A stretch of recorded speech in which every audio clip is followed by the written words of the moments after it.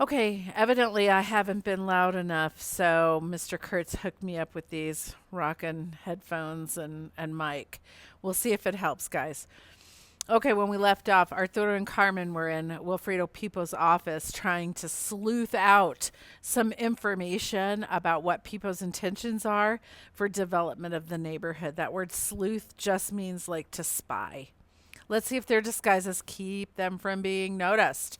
We're on page 65. We're about a third of the way down the page, starting with hello. Hello, he said as he patted my shoulder.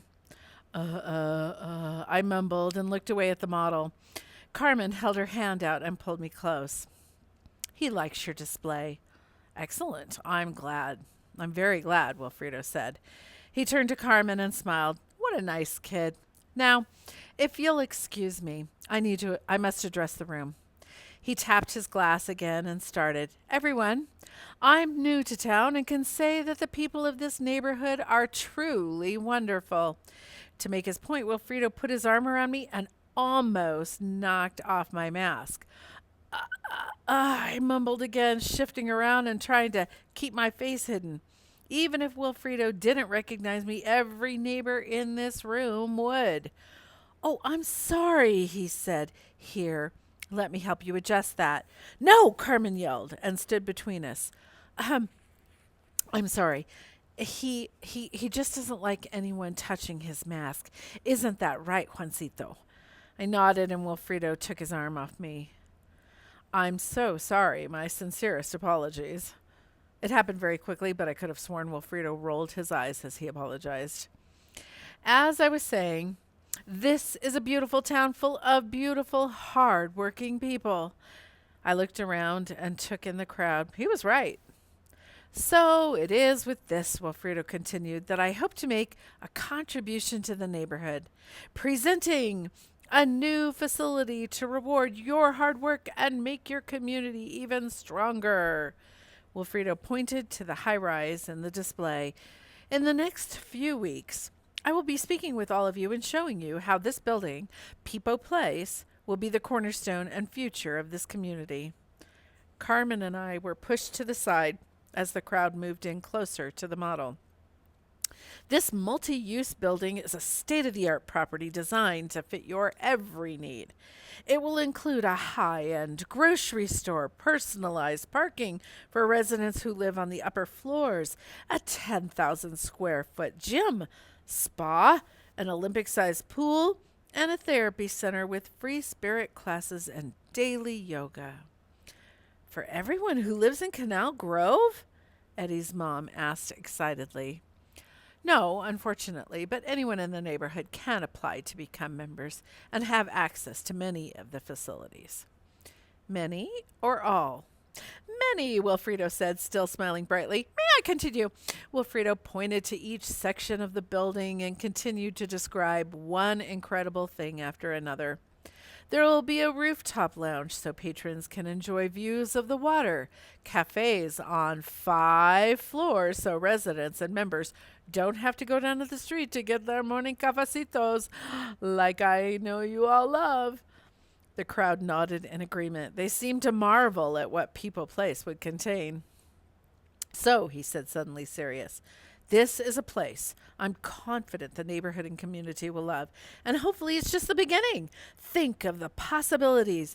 This building will attract more people to the neighborhood. It will create jobs, bring money into the community, and add a level of luxury that the town deserves. People Place will be the crown jewel of Canal Grove. Carmen looked like she had just eaten a really disgusting cookie and couldn't understand why everyone else thought it was delicious. Well, Wilfredo said, putting his hands together in a prayer pose, a very important vote is happening in a few weeks, one that will change the face of Canal Grove and bring a new and exciting opportunity for the wonderful citizens of this community. Can I count on your support? Will you let your city council know how much you want People Place? I watched as people applauded. Our city commissioner, Tomas Garcia, patted Wilfredo's shoulder. Eddie's mom looked at Eddie and nodded. My teacher smiled as if they had just heard the most wonderful news. Perfecto! Now please enjoy the food and cafecito. And don't leave without these leather tote bags specially made from the finest cows in all of Argentina. Carmen and I watched as Wilfredo mixed and mingled. I glanced at the mini version of Main Street and had to admit, People Place looked nice. A huge building in the neighborhood couldn't be all that bad, could it? The model had a tiny version of 2 scoops. All the people living in People Place would surely go buy ice cream. I saw the little Spanish columns and gated entrance of books and more books. Everyone's favorite bookstore would get more visitors. The boutique clothing stores, several neighborhood art galleries, and other local restaurants and cafes were all part of the model. People Place would bring people closer to Main Street, more hungry customers for La Cocina de la Isla, except La Cocina didn't seem to be part of this model. I looked at Carmen through my rubber mask and tugged at her dress to get her attention. "Where's La Cocina in the display?" I whispered. Carmen's eyes widened. In this version of town, People Place took over the entire corner of Main Street. La Cocina de la Isla was nowhere to be found. My skin felt hot, my stomach dropped, and I had trouble breathing again. Not even the AC would calm me down. I turned to walk out of Wilfredo's office when I felt a tug at my shoulder. "Wait, little boy," Wilfredo said. "Take this as a token of my thanks." He handed Carmen and me each a fancy leather tote. Wilfredo smiled, but it didn't feel friendly this time. I don't know why, but I was pretty sure he'd known who we were all along. "Enjoy," he said. Once we were out of his line of sight, Carmen took off her heels and I pulled off my mask and Hulk bodysuit. We walked in silence. My tank top was completely drenched in sweat. As we got closer to home, I realized we had both put our things into Wilfredo's fancy bags. The bags were very useful, and suddenly I felt more uncomfortable than I did wearing the mask. We got home and Uncle Frank asked Carmen to help prep dinner. She said we should meet up after to figure out what to do. A few hours later, I found Carmen in the courtyard, really fired up. Chapter 8. Chocolate doesn't make things better. You know, I was thinking about this, and I can't believe Wilfredo didn't include La Cocina de la Isla. Que presumido! He doesn't have the authority to do that. Carmen didn't normally speak Spanish to me. That was how I could tell she was really upset. We walked around Canal Grove, and my brain fired off more thoughts than I could handle.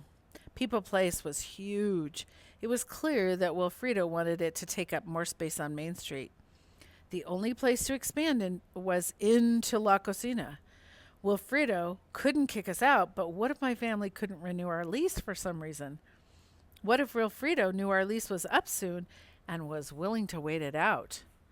"We need to tell your mom, right?" Carmen snapped me out of this very depressing game of what if. "I don't know," I said. When we got to the light at the crossing, I turned to Carmen. "I think we should tell Abuela."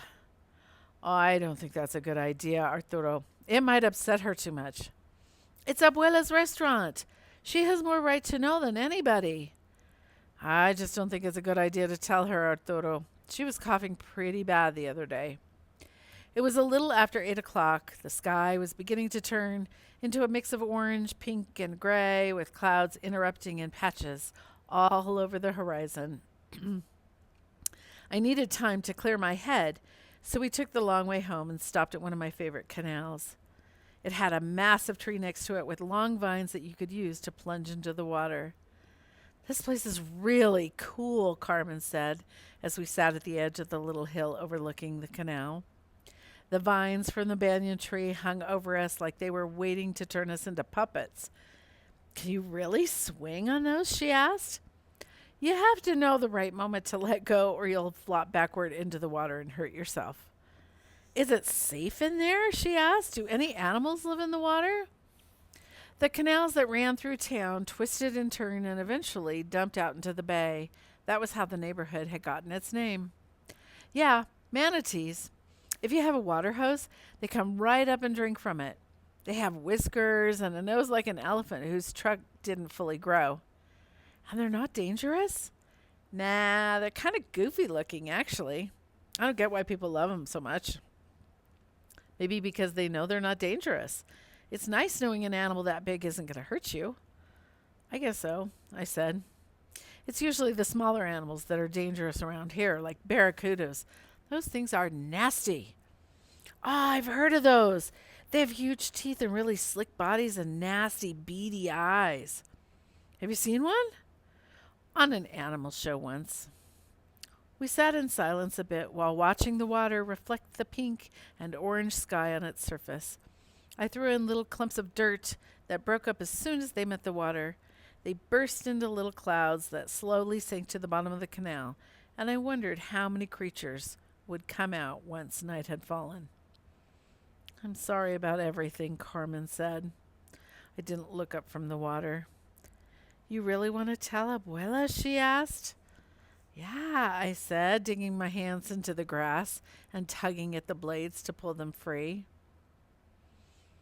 I miss my mom so much, she offered suddenly, and I looked up to see her staring off into space. I'm tired of being positive about it all the time. It actually really stinks, you know? I nodded. My mom was amazing, Carmen continued. She was one of the most respected food writers anywhere. Her articles are what got La Cocina de la Isla recognized internationally, I said, because I had read Carmen's mom's food blog. She had been really funny but never snarky when judging food or restaurants. Carmen's lip twitched like it was charged with electricity. Her face turned red and she let out a breath that sounded like a horse exhaling. My dad tells me to think of the good moments, she said, managing a smile. What was it like living in Madrid? I asked. Fine, I guess, she said. We used to travel so much, you know, and then my mom suddenly started feeling bad, and then we stopped traveling. When did she, get sick? It happened so fast. She was fine just last year. Then it spread so quickly. There was nothing that could be done. Food and writing are how our moms met, I said, trying to change the subject. Carmen smiled. They were both young and creative and more interested in focusing on the good things that food can be rather than all the criticisms. My mom can be pretty critical, I said, and Carmen laughed. Yeah, I guess that's true. Carmen took out a pack of gum and offered a piece to me. No, thanks, I said. I looked up to see the night quickly closing in. We should get going, I added. It's going to get dark soon. Carmen pulled herself up. The only thing that broke our silence on the walk home was Carmen chewing gum. It wasn't obnoxiously loud or anything. It's just that the neighborhood was really quiet. I thought about how that could change with so many people moving into Pipo Place. We walked through the gates of our complex, and I stopped just in front of Abuela's apartment. When Abuela had moved in, my mom and dad had wanted to give her a quieter unit away from the gate so she wouldn't have to hear everyone coming in and out. But Abuela refused. She wanted to see everyone. Practically every family member stopped into Abuela's on their way home from work or school or wherever. On the way to Carmen's, we passed the floribunda bush that hadn't sprouted a bud. Carmen dug into her pocket for keys. Here they are, she said, then unlocked the door. She opened and called for her dad, but he wasn't there. Carmen shrugged, turned on the lights, and walked to the kitchen. Want to come in for a sec for some chocolate? She asked, opening the cupboard and pulling out a huge bar wrapped in foil. Sure, thanks, I said, wondering if it was okay that her dad wasn't home. 72% cocoa and raspberry, that's my weakness, she said. I took the piece she offered and practically swallowed the whole thing. Whoa, monster bite. If I did that, I'd get chocolate stuck in every one of my braces. Oh, sorry. I guess I was hungry or something. Don't be sorry. I could probably eat chocolate all day long if my dad let me.